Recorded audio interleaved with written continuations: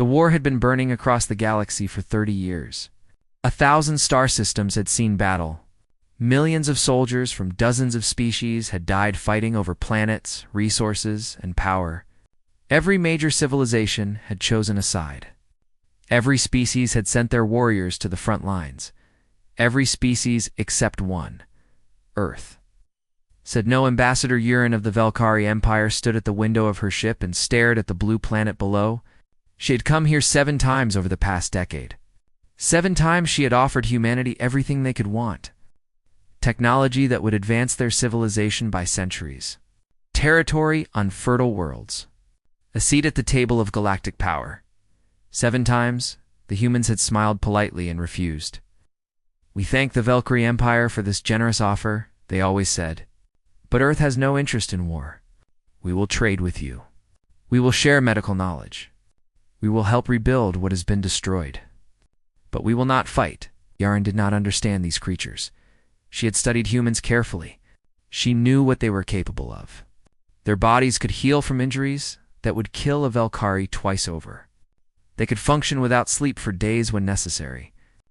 They adapted to new environments faster than any species in recorded history. And they bred quickly, their population growing at a rate that made military planners nervous. They were built for war. Their entire evolutionary history was written in blood. They had spent thousands of years fighting each other before they ever reached the stars. They had weapons that could crack planets.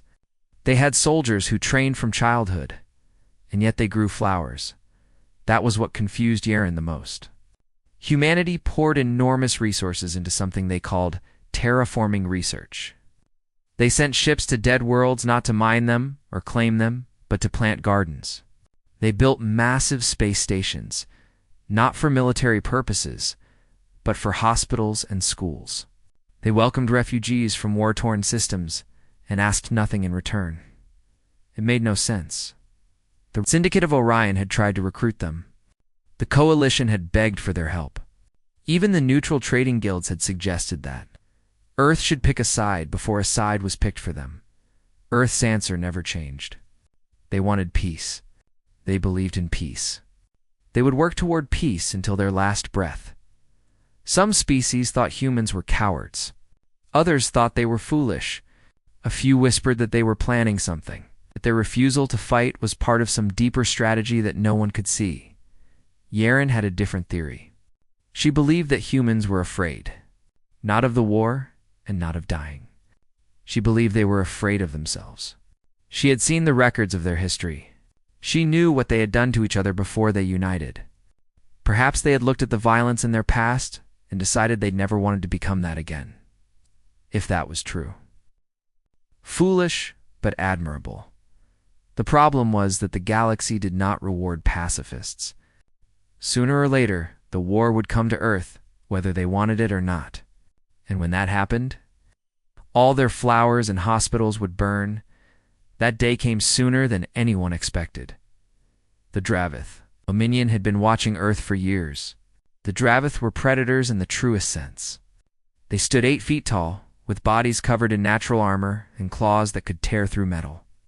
They had conquered dozens of worlds and erased entire species from existence. Their fleets were feared across the galaxy, and their soldiers were considered the most dangerous ground forces in known space. When the Dravith High Command turned their attention toward the Sol System, the galaxy expected humanity to finally wake up. Surely now they would see the danger. Surely now they would arm themselves and prepare to fight instead. Earth's United Council released a statement that made Yaren want to scream. "We extend our hand in friendship to the Dravith people," the statement said. "We hope for peaceful dialogue and mutual understanding. Our doors are open to any who wish to talk." The Dravith High Command received this message and laughed for 3 days straight. They did not want to talk. They wanted to teach humanity a lesson about weakness.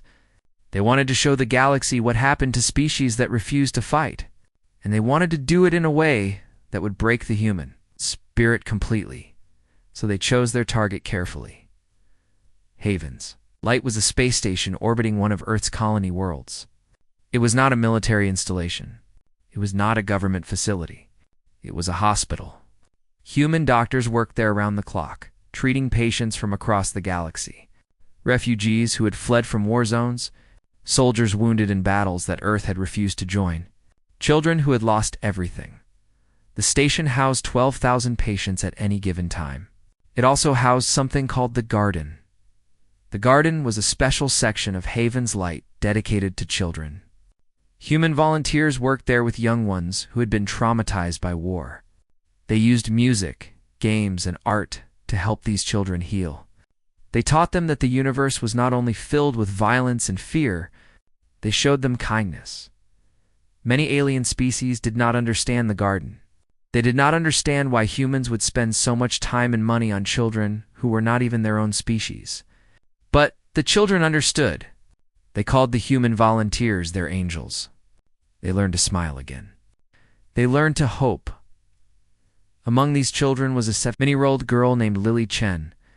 Lily had dark hair and bright eyes that saw wonder in everything. She loved to draw pictures of stars and spaceships. She wanted to be a pilot when she grew up. She wanted to fly to distant worlds and see things no one had ever seen before. She was also the granddaughter of General Mei Chen. General Mei Chen was one of the most respected military minds in human history. She had spent her career studying warfare, developing strategies, and preparing for conflicts she hoped would never come. But 30 years ago, she had made a choice. She had stood before the United Council and argued that humanity should pursue peace. She had convinced them that war was not the answer. She had dedicated her life to proving that strength did not require violence. Her granddaughter was her greatest joy. Every week they talked through video calls. Lily showed her grandmother her drawings. She told her about her friends at the Garden. She asked when Grandma would come visit. Soon, General Chen always promised. Very soon, the Draveth did not know about Lily. Oh, Chen. They did not care about the children on Haven's Light. They saw only a soft target, a symbol of human weakness.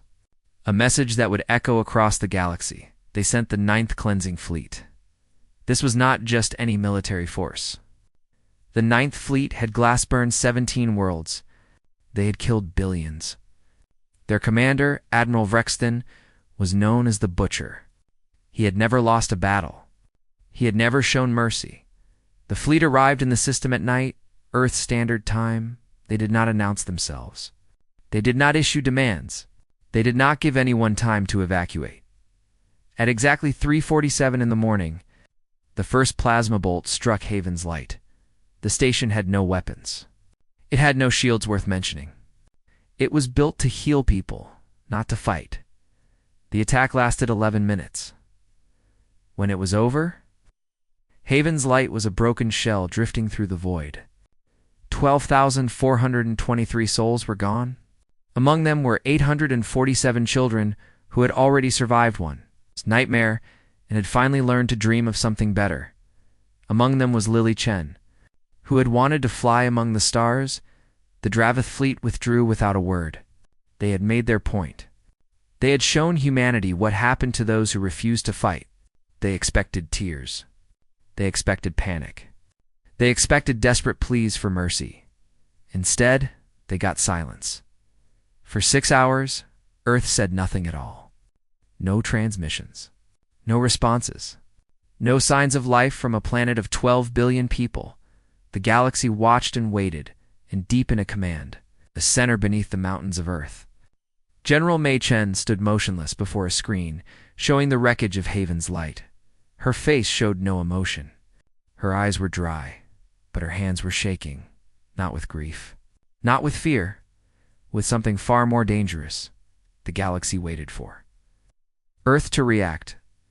Every news channel across 1,000 worlds showed the same images. The burning wreckage of Haven's Light, the bodies floating in the void. The rescue ships that arrived too late to save anyone. Reporters spoke in serious voices about what this meant. Military experts predicted that humanity would finally join the war. Politicians from every faction prepared statements of sympathy and offers of alliance. Everyone expected the humans to cry out in anger and pain, but Earth was silent. Ambassador Yaren sat in her ship and monitored every human communication channel she could access. Military frequencies were completely dark. Government channels carried no traffic. Even civilian networks were strangely quiet. There were no protests in the streets, no angry mobs demanding revenge, no weeping leaders on broadcast screens, just silence. As if 12 billion people had taken a single breath and were holding it, this scared Yurin more than any threat could have. She had seen species react to tragedy before. Some collapsed into grief. Others exploded into rage. A few turned on each other, looking for someone to blame. These were normal responses. These were things she understood, but she had never seen an entire species go quiet like this.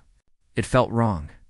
It felt like the moment before a great storm, when the wind dies and the animals hide and the world holds still.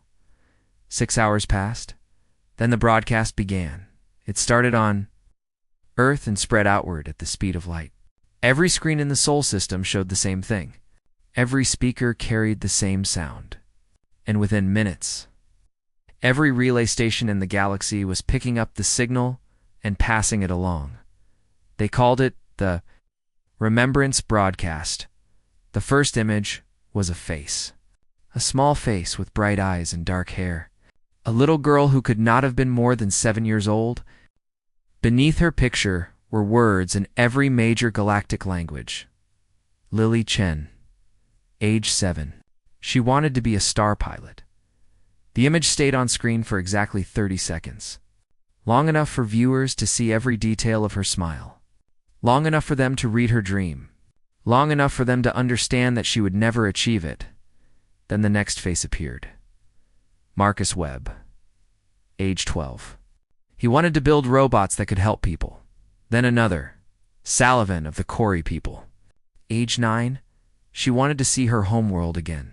Then another, and another, and another. 847 children had died on Haven's Light. The broadcast showed every single one of them. Human children and alien children together, their faces, their names, their ages, and their dreams. The dreams were the worst part. These were not just statistics. These were not just numbers in a report. These were real children who had real hopes for their futures. Many of them had already survived terrible things. They had fled from wars and disasters. They had lost families and homes. They had come to Haven's Light broken and afraid, and the humans at the garden had helped them heal. They had taught these children to hope again. They had recorded their dreams as part of the therapy process, asking each child what they wanted to be when they grew up.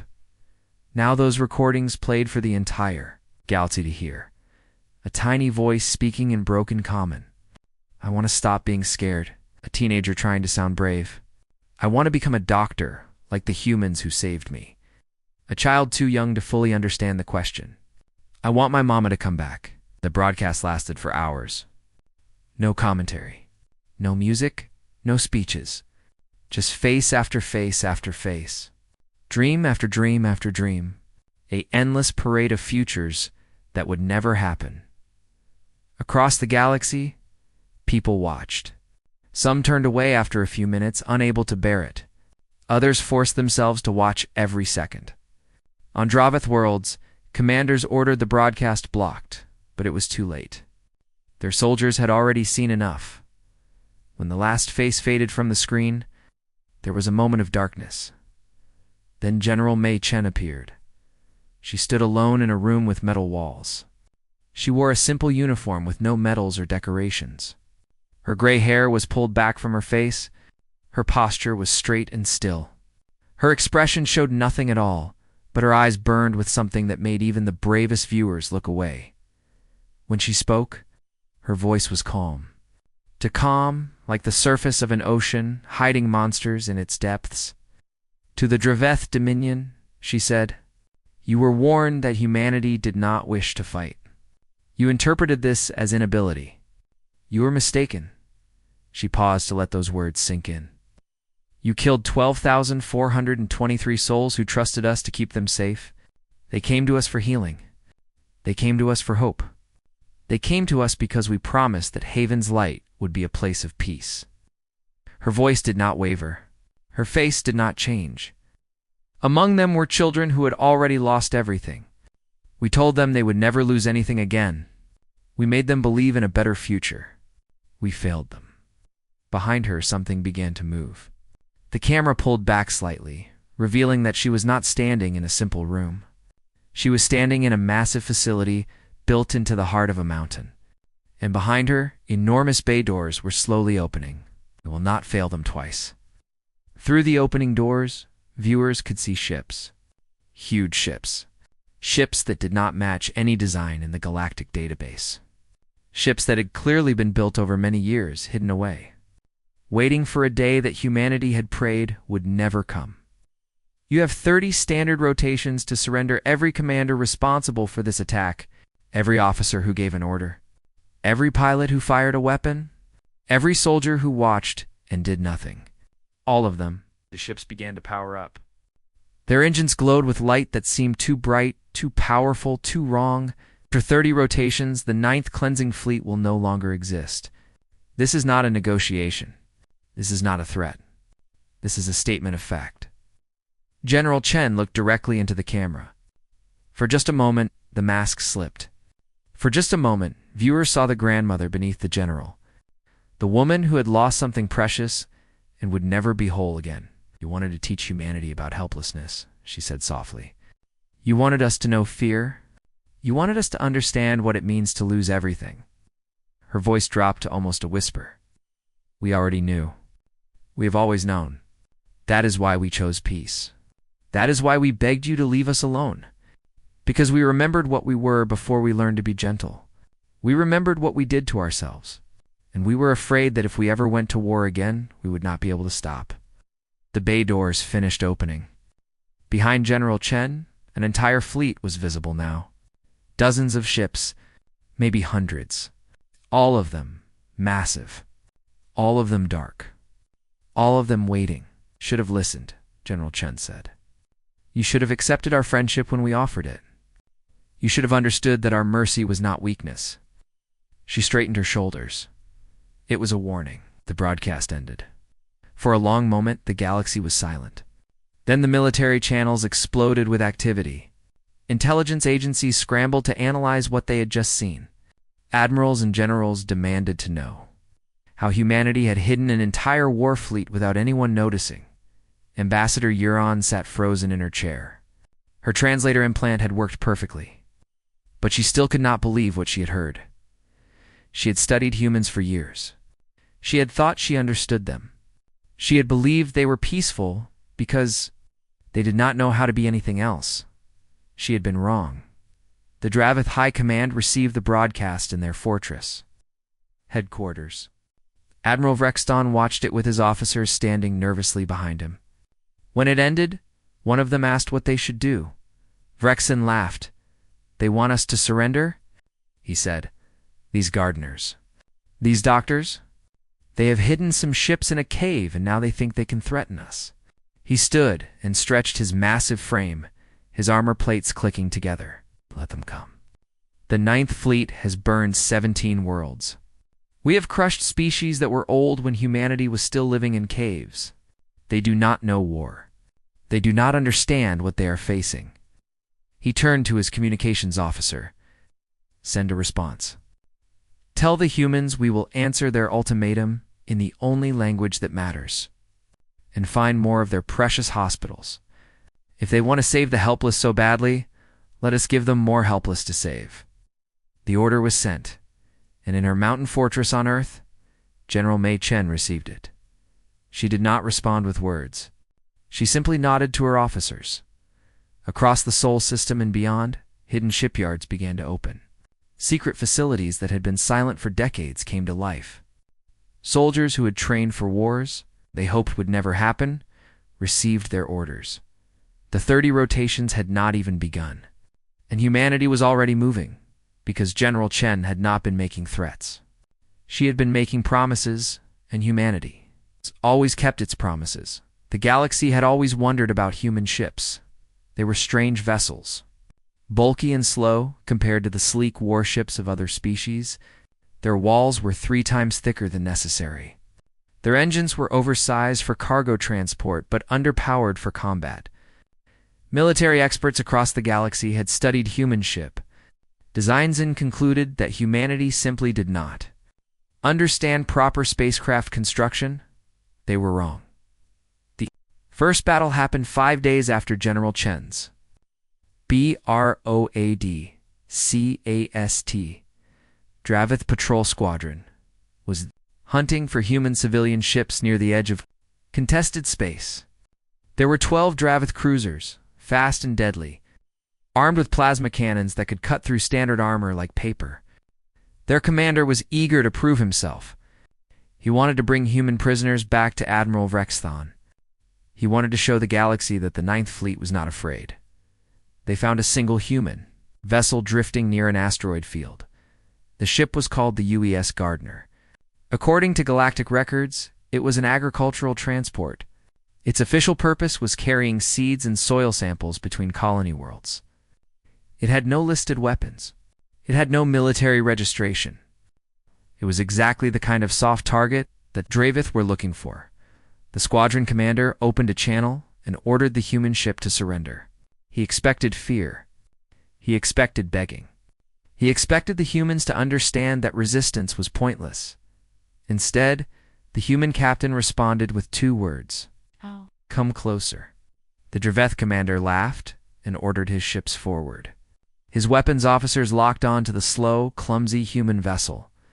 Victory would be easy. Glory would be his.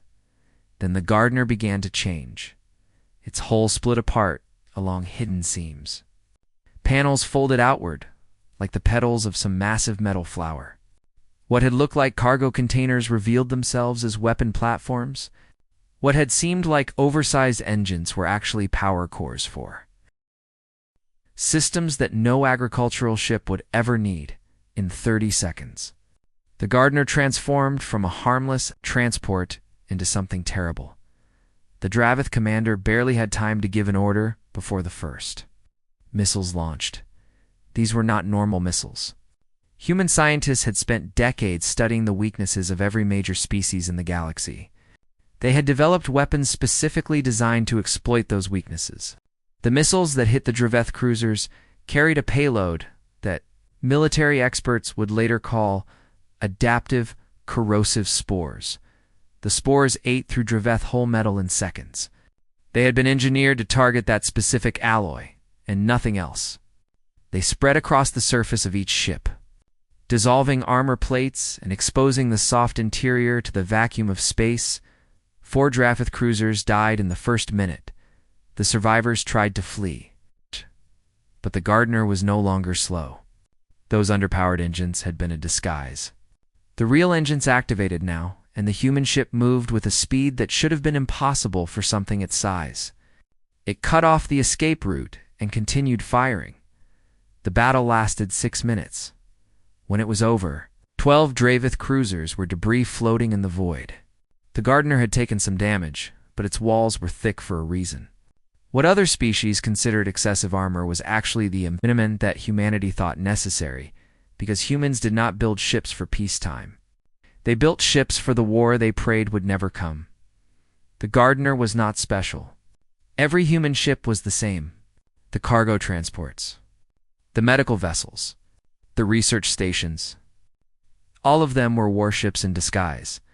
All of them had been built with hidden weapons and secret armor. All of them had been waiting. For 30 years, humanity had been preparing for this moment. Not because they wanted war, but because they knew that someday, someone would force them to fight. And when that day came, they intended to finish it quickly. The news of the battle spread across the galaxy within hours. Military commanders who had dismissed humanity as harmless began to review their assessments. Intelligence agencies scrambled to understand how they had missed so much. And the Draveth High Command received reports that made them very quiet. But the ships were not the most frightening part. The most frightening part was the soldiers. Admiral Rexon refused to believe that one. Transformed cargo ship could defeat a squadron of his cruisers. He ordered a larger force to engage the humans directly. This time, there would be no mistakes. This time, his warriors would board the human vessels and show these Gardners what real combat looked like. The Draveth were apex predators.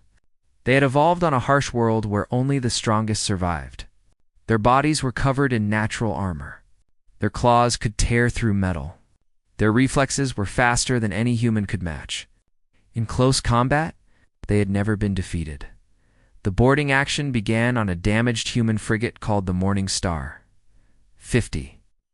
Draveth warriors cut through the airlock and poured into the ship. They expected to find frightened civilians hiding in corners. They expected easy kills and quick surrender. They found human marines waiting for them.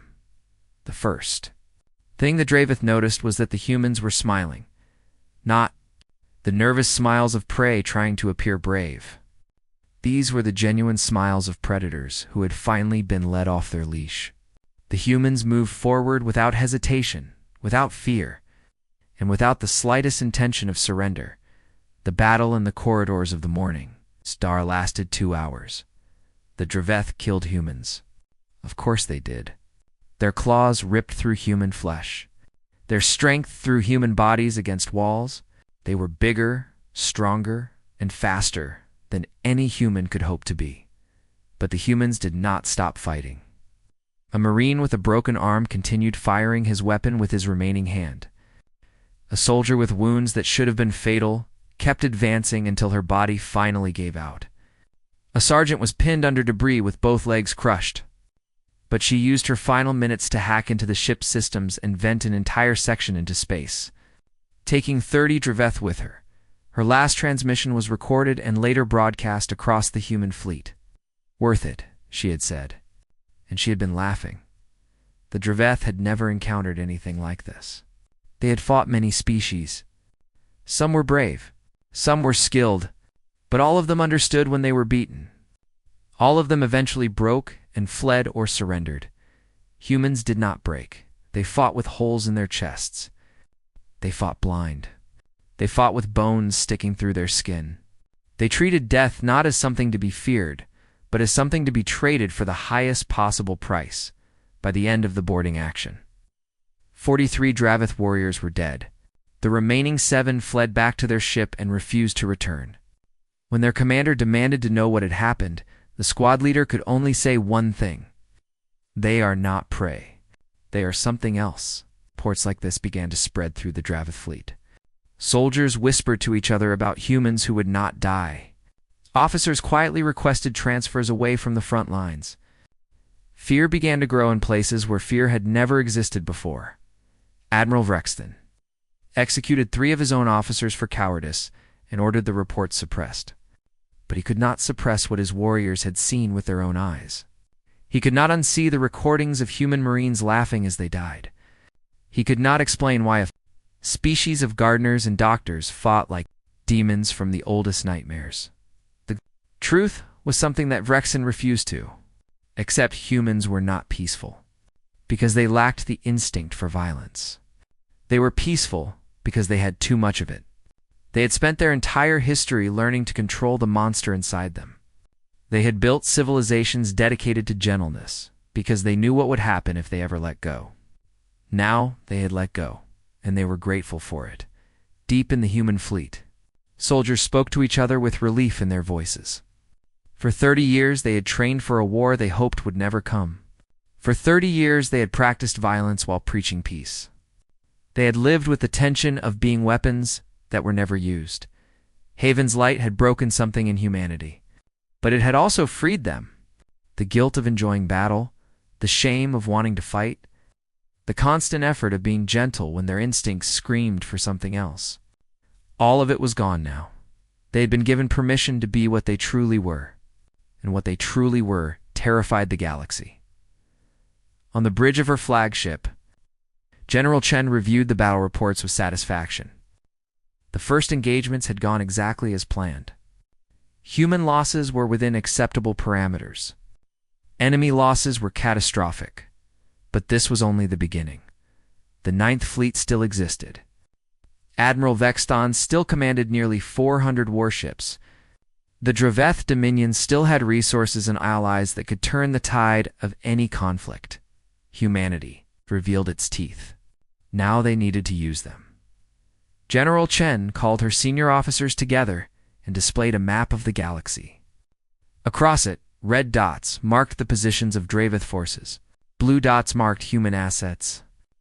And green lines showed the supply routes that kept the Ninth Fleet operational. We will not fight them directly, she said. Not yet. First, we will make them afraid. Then, we will make them desperate. Then we will make them understand that they cannot run. They cannot hide, and they cannot win. Looked at each officer in turn. The hunt begins now. Days remained until her deadline.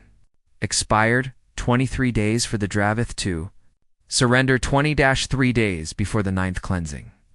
Fleet became a memory. General Chen did not expect them to surrender. Part of her hoped they would refuse.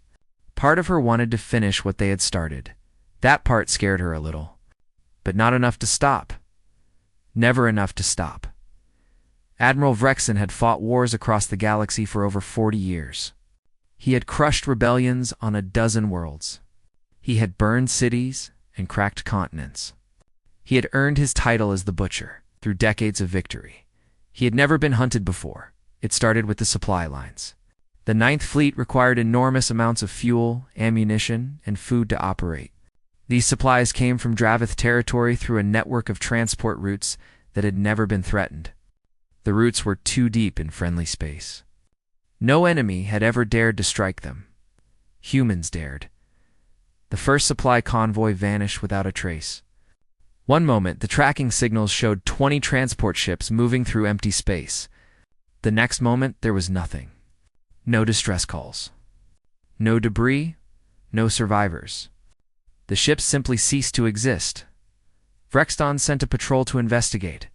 They found the transports drifting in the void, completely intact. The crews were gone. The cargo was gone. And painted on every hull in bright white letters was a message. "We are coming for you, Admiral. The children are waiting." The second convoy tried a different route. Human ships appeared from an asteroid field, fired precisely targeted missiles that disabled the engines, and vanished before the escort could respond. When reinforcements arrived, they found the transports stripped of everything useful. The crews had been left alive this time, locked in escape pods, with enough air to survive until rescue. Every single crew member had been given a small card with a child's face printed on it.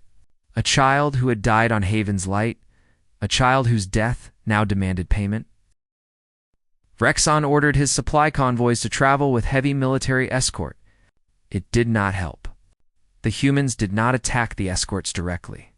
They simply waited until the fleet moved on, then struck from directions no one expected. They hid in debris fields. They disguised their ships as asteroids. They powered down their engines and drifted silently for days until their targets passed within range. The humans did not fight like warriors. They fought like ghosts. Within 2 weeks, the Ninth Fleet's supply situation had become critical. Fuel reserves dropped to dangerous levels. Ammunition stocks ran low.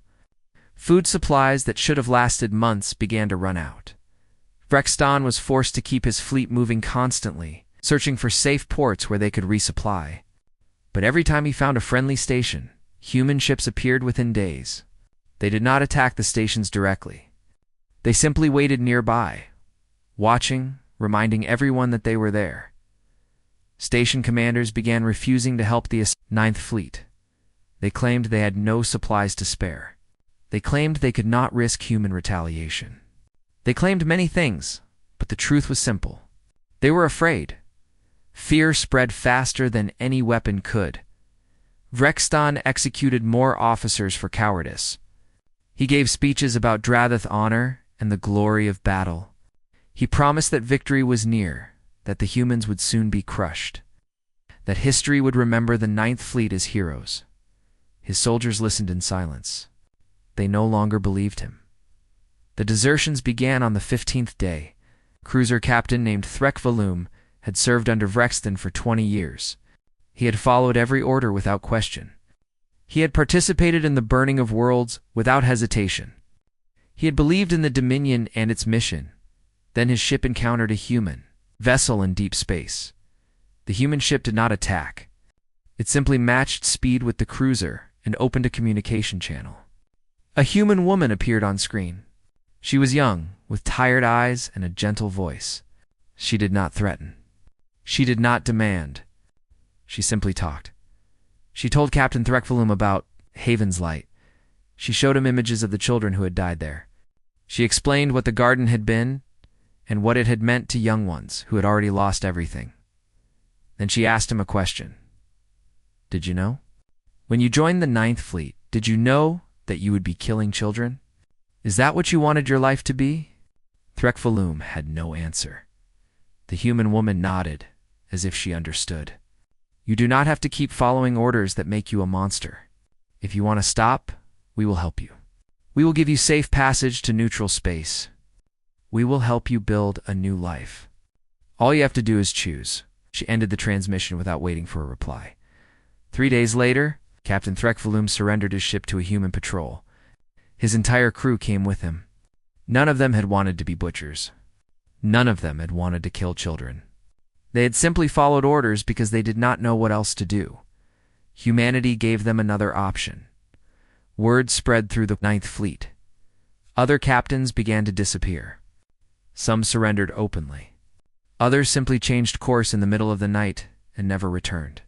Vrexlon could not trust anyone anymore. He did not know which of his officers might be planning to defect. He did not know which of his ships might vanish tomorrow. The psychological warfare was relentless. Every time the fleet stopped to rest, they found messages waiting for them. Painted on asteroids, transmitted on open frequencies, displayed on screens that should have been secure. 20 days remaining, Admiral. 15 days remaining. 10 days remaining. The children are still waiting. Rexon stopped sleeping. He posted guards outside his quarters and changed his security codes every hour. He began to suspect that human agents had infiltrated his own command staff. He was probably right. On the 20th day, humans launched their first major attack. The Ninth Fleet had gathered at a Dravith military base to resupply and repair. It was supposed to be safe. The base had defense platforms and shield generators and enough firepower to hold off any assault. The humans did not assault the base. They did something worse. They waited until the fleet's shields were down for maintenance. They waited until most of the crews were off their ships, enjoying brief shore leave. They waited until the moment of maximum vulnerability. Then they struck. Not with missiles or plasma cannons. With boarding pods, thousands of human marines landed on Dravith ships before anyone could react. They did not try to hold the vessels. They simply moved through them like fire, destroying critical systems, killing officers, and vanishing before reinforcements could arrive. The attack lasted less than an hour. When it was over, 62 Dravith warships were crippled beyond repair. Their engines were destroyed. Their weapons were slag. Their command crews were dead. The humans lost perhaps 200 soldiers. They considered it a fair trade. Vrexton stood on the observation deck of his flagship and watched his fleet burn. He had started with nearly 400 ships. He now had fewer than 200 operational. His supplies were gone. His crews were terrified. His officers were either dead or deserting, and he still had 10 days before the human deadline expired. For the first time in his life, Admiral Vrexton felt something cold growing in his chest. He had spent decades making others feel this sensation. He had enjoyed watching the light of hope die in his enemies' eyes. Now he understood what they had experienced. Now he knew what it felt like to be hunted by something that would not stop. He gathered his remaining ships and gave the order to retreat to Kethmara. It was the most heavily fortified world in Dravith space. Orbital defense platforms surrounded the planet. Underground bunkers could withstand nuclear bombardment. If he was going to make a final stand, it would be there. His officers obeyed without enthusiasm. They knew that Kethmora was not really a fortress. It was a grave. They were going there to die, and everyone knew it. But what choice did they have? The humans were everywhere. Every route was watched. Every ally had abandoned them. The galaxy, that had once feared the Ninth Fleet, now turned its back and pretended not to see.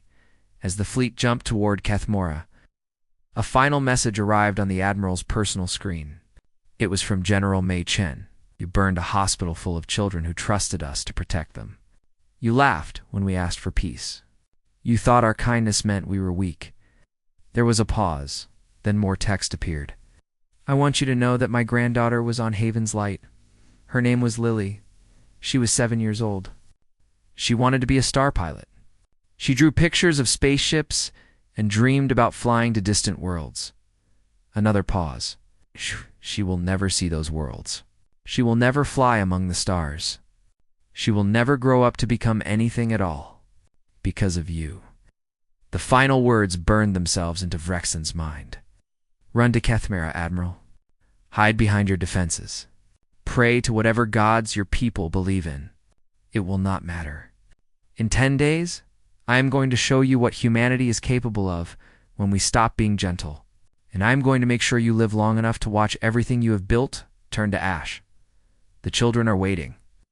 Vrexton deleted the message with shaking hands. He told himself it was anger that made them tremble. But deep down, in a place he would never admit existed, he knew the truth. He was afraid, and he should be. Kethmera was supposed to be a fortress. The planet had been built for war over centuries. Orbital defense platforms circled it like a ring of iron. Shield generators could create barriers strong enough to stop asteroid impacts. Underground bunkers stretched for miles beneath the surface, filled with weapons and supplies that could sustain a siege for years. Admiral Vrexton stood on his flagship and watched as his remaining fleet took position around the planet. 180 ships. It was less than half of what he had started with, but it was still a formidable force. Combined with the planetary defenses, he believed it would be enough. The humans would come. He knew that. General Chen had made her promise, and humans apparently kept their promises. But when they arrived, they would find the full strength of Dravith military power waiting for them. Let them come, Vrexton thought. Let them throw themselves against these walls. Let them learn that the Ninth Fleet was not so easy to destroy. The 30th day arrived. Vrexton woke early and took his position on the command bridge. His officers were nervous, but ready. Every weapon was charged. Every shield was at full power. Every soldier was at their station. They waited hours past. The deadline came and went. No human ships appeared on sensors. No transmissions arrived. The space around Kethmera remained empty and silent. Some officers began to whisper that perhaps the humans had been bluffing. Perhaps their threats were hollow. Perhaps they had realized that attacking a fortress world was suicide and had decided to retreat. Vrexton did not believe it. He knew better. He had seen what humans could do. He had watched them hunt his fleet across the galaxy. They were not the type to make empty promises, so he waited and watched and tried to ignore the cold feeling in his chest. The first sign came at sunset. Local time, a single ship dropped out of faster-than-light travel at the edge of the system. It was a human vessel, but not a warship. It was smaller, sleeker, painted in colors that seemed to shimmer in the starlight. Its name was the UES Lily Chen. Vrexton recognized the name immediately. The granddaughter. The ship had been named for the child he had killed. He felt a strange mixture of anger and something else. Something he did not want to examine too closely. He opened a communication channel. "One ship?" he said, forcing confidence into his voice. "This is your great vengeance? One ship against the might of Kethmera?" General Chen's face appeared on his screen. She looked older than she had in her broadcast. Tired, but her eyes still burned with that terrible light. "Look behind you." "Admiral," she said quietly. Vrexton turned. The stars were going out. No, not going out. Being blocked. One by one, points of light across the sky were disappearing, replaced by darkness. It took him a moment to understand what he was seeing.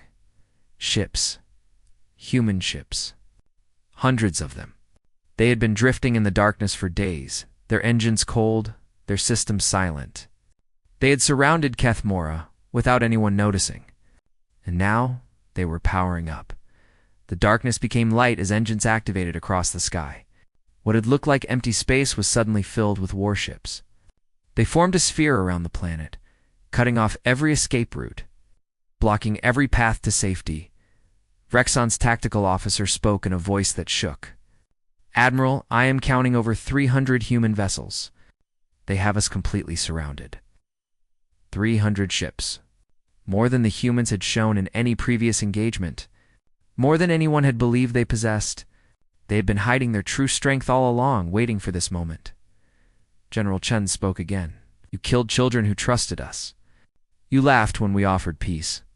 You thought our mercy was weakness?" The human fleet began to move slowly, deliberately, like predators circling wounded prey. "What? Let me show you. What we have been holding back, the first wave of missiles launched. The Battle of Kethmera lasted 3 hours. It was not really a battle. It was an execution. The Dravith fought with everything they had. Their orbital platforms fired until their weapons melted. Their ships charged forward in desperate attacks. Their soldiers died by the thousands, trying to defend a world that could not be defended. None of it mattered. Human ships moved through the Dravith formation like wolves through sheep. Their weapons tore through shields that were supposed to be unbreakable. Their missiles found gaps in defenses that were supposed to be perfect. Their Marines boarded platform after platform, overwhelming the defenders with the same terrifying persistence that had become their signature. Vrexton watched his fleet die around him. He watched the orbital platforms fall silent one by one. He watched the shields around Kethmera flicker and fail. He gave orders that no one could follow because the ships that were supposed to receive them no longer existed. In the end, stood alone on his bridge. His officers were dead. His crew had surrendered. His flagship drifted powerless through a graveyard of broken vessels. A human boarding team cut through his door. Marines in heavy armor poured onto the bridge, weapons raised, moving with the efficiency of soldiers who had done this many times before. Rexon drew his ceremonial blade. He would die fighting. He would die with honor. He would not give the humans the satisfaction of taking him alive. A figure pushed through the Marines.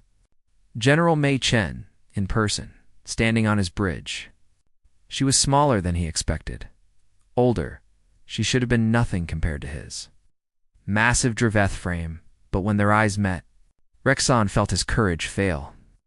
"You can die here," General Chen said calmly. "That is your choice. But I promise to show you everything you've built turning to ash. I promise to make you watch. I intend to keep that promise." Vrexton looked at the blade in his hand. He thought about his legacy. He thought about the 17 worlds he had burned. He thought about the children on Haven's Light. He dropped the blade. Human soldiers moved forward and secured him. As they led him away, General Chen spoke one final time. "You will stand trial for what you have done. Every commander, every officer, everyone who gave orders or followed them. The galaxy will see your crimes, and they will see justice done. That is the human way." Vrexton said nothing. There was nothing left to say. The war ended not with more destruction, but with something unexpected. Humanity did not occupy Kethmera. They did not claim Dravith territory. They did not demand payment or resources or slaves. When the battle was over and the prisoners were secured, the human fleet simply withdrew. Ambassador Yaren watched the treaty signing with confusion and wonder. The humans could have taken everything. They could have burned Dravith worlds as revenge. They could have enslaved an entire species and no one in the galaxy would have blamed them. Instead, they asked for one thing: protected zones. Across the galaxy, in every major system, there would now be places where refugees could go and be safe. Medical stations like Haven's Light, but protected by human warships. Places where the victims of war could heal without fear. Places where children could learn to hope again. Any species could use them. Any refugee could seek shelter there. And anyone who attacked these protected zones would face the full might of humanity's hidden fleet. The Draveth Dominion, broken and humiliated, agreed within hours. After the signing, Yaren approached a human diplomat, a young man with sad eyes who had lost his sister on Haven's Light. "I do not understand," she admitted. "You could have destroyed them. You could have taken everything." Why did you show mercy to those who showed none to you? The diplomat was quiet for a long moment. 30 years ago, we probably would not have, he said. We were an angry species then. We spent most of our history hurting each other. We were very good at revenge. He looked at the treaty document. A promise of protection for the most vulnerable beings in the galaxy. But then we reached the stars and realized we had a choice. We could bring our worst nature into the universe, or we could try to be better. We chose peace. Not because we were weak, because we had seen what we were capable of, and it terrified us. Yurin shook her head. Then why fight now? Why unleash all of that destruction? Because some things are worth protecting, the diplomat said. His voice hardened. And some lessons can only be taught in a language that aggressors understand. He turned to leave, then paused. We did not want this war. We begged them to leave us alone. We warned them over and over that our patience was not weakness. They did not listen. He looked back at Yurin with eyes that carried the weight of everything humanity had done and everything they had chosen not to do. Now they will listen. Now everyone will listen. And maybe, just maybe, we will not have to fight again for a very long time. He walked away, leaving Yurin alone with her thoughts.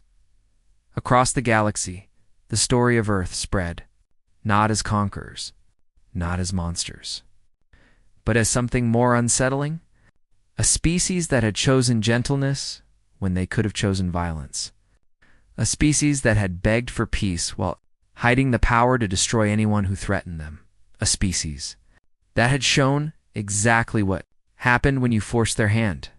The Memorial for Havens. Light was built in orbit around Earth. It contained the names of every soul who had died there. At its center was a garden filled with flowers from 100 worlds. And above the entrance, carved in stone that would last for eternity, were words that would be remembered long after the war itself was forgotten. We came in peace for all mankind. We hoped it would be enough. When it was not, we made sure it would never happen again. In her quarters on the ship that bore her granddaughter's name, General Mei Chen sat alone. She held a small drawing in her hands, a child's drawing of a spaceship flying among the stars. Lily had given it to her during their last video call. She had been so proud of it. She had wanted to show her grandmother the ship she would fly someday. Mei Chen looked at the drawing for a long time. Tears fell silently down her cheeks. The first tears she had allowed herself since the war began. "It is over," she whispered. "We kept our promise. No one will hurt children like that again. Not while humanity stands guard." She carefully folded the drawing and placed it over her heart. "Rest now, little one. Your stars are safe." Outside her window, the galaxy stretched into infinity. Billions of stars, countless worlds, an endless frontier of possibility, and watching over all of it. Patient and gentle and ready, humanity kept its vigil. Some species would call them protectors. Others would call them guardians. A few would whisper darker names in fearful voices, but one truth would echo across the cosmos for generations to come. Beware the patient ones. Beware those who choose peace when they could choose war. For when you finally break their patience, we'll learn why they tried so hard to keep it. Their mercy was never weakness. It was always a warning.